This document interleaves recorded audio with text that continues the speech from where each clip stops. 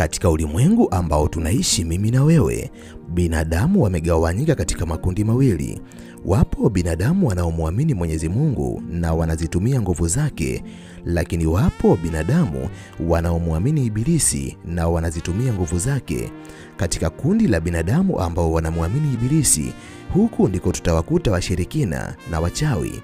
Katika video hii nitakwenda kukuambia ishara mbalimbali ambazo ukiziona kwa mtu, kuna uwezekano mkubwa mtu huyo akawa mshirikina ama mchawi, na ni vema ukajitenga naye haraka sana kabla hajakusababishia matatizo katika maisha yako. Kama nawe ni miongoni mwa binadamu wanaotamani kujifunza kuhusiana na jambo hili, basi video hii imetengenezwa mahususi kwa ajili yako ili uendelee kujifunza mambo mbalimbali kupitia video zetu.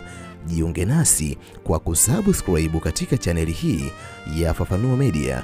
Hapo utakuwa wa kwanza kupata video zetu pindi tunapoziweka kwenye chaneli hii. Hautajutia MB zako, kwani mara zote tunajitahidi kuwa bora zaidi ya jana. Asante, enjoy. Zifuatazo ni ishara ambazo ukiziona kwa mtu, inawezekana mtu huyo akawa mshirikina ama mchawi. Namba 1, anaishi maisha ya siri kupita kiasi. Ninaomba nieleweke hapa, si kila mwanadamu ambaye anaishi maisha ya siri basi atakuwa mchawi, bali tabia ya usiri wa maisha wanayo asilimia kubwa ya binadamu wanaojihusisha na masuala ya kishirikina kuliko makundi mengine ya binadamu. Hawa ni binadamu ambao mambo yao wanapenda kuyafanya kwa usiri mkubwa. Unaweza ukawa rafiki yake wa karibu, lakini usimuelewe ni vitu gani ambavyo huwa anavifanya, ni sehemu gani ambazo huwa anahudhuria mara nyingi, pamoja na kuwa wewe unamuelezea kuhusu mambo yako mengi na ni vitu gani ambavyo huwa unavifanya. Mara nyingi binadamu hawa hawapendi watu wengine waweze kujua siri zao, kwa sababu hakuna mwanadamu anayejihusisha na masuala ya kishirikina alafu akaruhusu watu wengine waweze kujua kiurahisi. Mara nyingi binadamu wa kundi hili wanapokuwa karibu na wewe, mwili wako utakupa ishara, utahisi msisimko. Utahisi ni kama kuna hali ya kusita ambayo inatawala ndani yako. Utahisi nywele zako kama zimekusimama, vinyweleo ni kama vinavuta. Pindi wanapoondoka karibu yako, amani ambayo ulikuwa nayo mwanzo inarejea tena ndani yako. Utakapoona ishara kama hii, ujue kuna uwezekano mwanadamu ambaye yupo karibu yako, ujue kuna uwezekano mkubwa akawa ni mshirikina.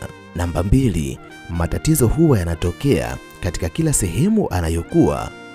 Wapo baadhi ya watu wanapokuwa hawapo katika maeneo fulani, amani na upendo huwa vinatawala, lakini pindi watu hao wanapokuwepo katika maeneo hayo, vurugu, amani inakuwa haipo tena. Maeneo hayo yanatawaliwa na mikosi ambayo haieleweki sababu zake ni nini, na matatizo yote huja kwa ghafla tangu watu hao walipohudhuria katika maeneo hayo. Ukiona ishara hiyo kwa mtu fulani, kuna uwezekano mkubwa akawa ni mshirikina ama mchawi. Namba 3, anaonekana kwenye ndoto za kutisha mara kwa mara. Wakati mwingine kupitia ndoto tunaweza tukatazama katika ulimwengu wa kiroho, kwani baadhi ya binadamu wanaweza kupokea jumbe mbalimbali za kiroho kupitia njozi ambazo zinakuja katika maisha yao. Wapo baadhi ya binadamu ambao wanaweza kuwa wanaonekana katika maisha ya ndoto, hasa ndoto za kutisha. Mara nyingi ikiwa kuna sura ya mtu inajirudia mara kwa mara katika ndoto za kutisha, kuna uwalakini, inawezekana mtu huyo akawa ni mshirikina. Namba 4, hana furaha pindi anapoona unafanikiwa katika jambo fulani. Miongoni mwa mambo ambayo binadamu wengi wachawi hawapendi kuyaona katika maisha yao ni kuona binadamu wengine wakifanikiwa ama wakifaulu katika jambo fulani. Huu ni wakati ambao binadamu hawa hujikuta wakiwa na huzuni, msongo wa mawazo ama wakipoteza furaha kabisa, kwani wachawi wengi huwa wanafurahia kuona watu wengine wakifeli katika mambo mbalimbali ambayo wanayathubutu katika maisha yao, na kuna muda ambao huwa wanatumia nguvu zao za kichawi kuhakikisha watu wao wa karibu au watu wengine hawafanikiwi, na hiyo ndiyo furaha yao, si kwa sababu umewakosea, hapana, bali ni kwa sababu hawahitaji kuona mtu mwingine akifanikiwa katika maisha yake, na pindi unapofanikiwa inakuwa ni kama umewapiga sindano ama msumari ambao unawasababishia maumivu makali. Kwa maana hiyo wanajikuta wakiwa na huzuni kwa sababu ya mafanikio yako. Namba 5, anaogopwa na watoto wachanga kupita kiasi. Watoto ni malaika. Watoto kwa sababu hawana dhambi wanaweza kuona vitu vingi ambavyo binadamu watu wazima hawawezi kuvitazama. Mara nyingi watoto wanaweza kuona viumbe wasioonekana kwa macho ya kawaida. Hata nguvu ambayo mwanadamu ameibeba, watoto wanaweza kujua kama nguvu hiyo ni nzuri ama nguvu hiyo ni mbaya. Wapo baadhi ya watu ambao wanapotembelea katika makazi yako, watoto wanaweza kuwapenda na kutamani kuwa karibu nao kila wakati.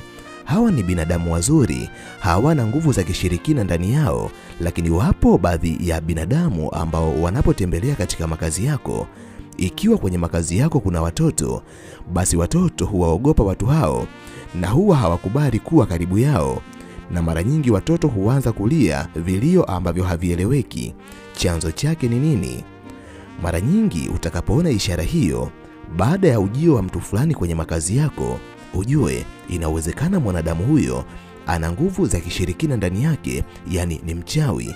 Ni vema ukajitahadharisha naye kwa sababu anaweza akakusababishia matatizo ambayo haukustahili. Namba 6, wanyama wa kufugwa hulia kwa milio ya ajabu pindi mtu huyo atakaposogelea makazi yako. Wapo baadhi ya watu ambao tunapowakaribisha kwenye makazi yetu, wanyama kama mbwa, bata, kuku pamoja na paka huanza kulia milio ya ajabu pindi tu watu hao wanapotembelea makazi yetu. Miongoni mwa mambo ambayo unatakiwa kuyajua na kuyaweka akilini, wanyama ambao tunawafuga kwenye makazi yetu wanaweza kuona vitu ambavyo macho yetu ya kawaida hayawezi kuviona. Wakati mwingine wachawi wanapotembelea kwenye makazi yetu, tunaweza tukapata ishara ya ujio wao kwa kuwatumia wanyama ambao tumewafuga kwenye makazi yetu. Na tutajuaje? Ni kwa kusikia milio ya ajabu ambayo huwa wanaanza kulia. Ikiwa kuna mtu fulani kila anapotembelea kwenye makazi yako, mbwa ambao umewafuga kwenye makazi yako, paka ambao umewafuga kwenye makazi yako, bata ama kuku wanaanza kutoa milio ya ajabu, kuna uwezekano mkubwa umemkaribisha mchawi katika maisha yako. Ni vema ukajihadhari naye, ama fanya maombi, ama unaweza ukatumia chumvi ya mawe kusafishia nyumba yako ama kuoga, kwani uwepo wa chumvi ya mawe kwenye makazi yako kunaweza kukasaidia kuidhoofisha nguvu yake ya kichawi, hata kama alikuwa ni mtu ambaye amekuja kwenye makazi yako kwa ajili ya kukudhuru. Ninakusisitiza mtegemee Mwenyezi Mungu, fanya ibada. Kila baya ambalo alipanga kulifanya halitaweza kufanikiwa katika makazi yako. Mimi kwa leo naomba niishie hapa. Ninahitimisha nikiamini kuna jambo kubwa ambalo umejifunza kupitia video hii. Nikutakie wakati mwema, asante, bye. Tukutane tena katika video ijayo.